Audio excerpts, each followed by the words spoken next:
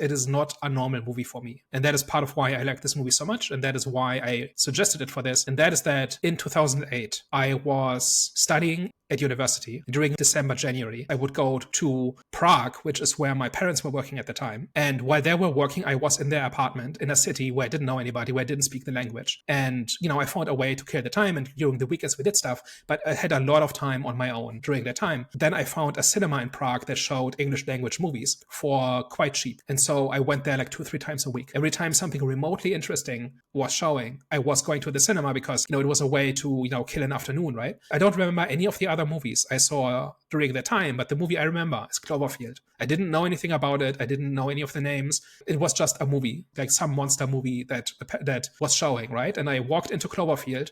I was blown away by it. And I'm like 19 at this point, right? And it stayed with me for weeks. I could not get the monster out of my head for weeks. And even after that, it stayed with me for a while. And it's probably the movie that had the biggest impact on me in terms of just how I felt. Like, a lot of movies are kind of disposable. And even if a movie is, like, it blows you away, whatever, it does not stay with you in that way, right? You maybe remember it fondly. You want to rewatch it every couple of years. You want to talk about how amazing it is. But Cloverfield stayed in my head for 2 or 3 weeks. And basically, I thought about nothing else. Just because those images, like, part of it was also that I saw it at 19, like a found footage kaiju movie. That combination was something that was not common at the time, right? Like, it was unlike anything I had seen before at that time. And also, it was kind of the only thing that was occupying my mind for that week. And so put all that together, and on top of that, it's just a well-made movie.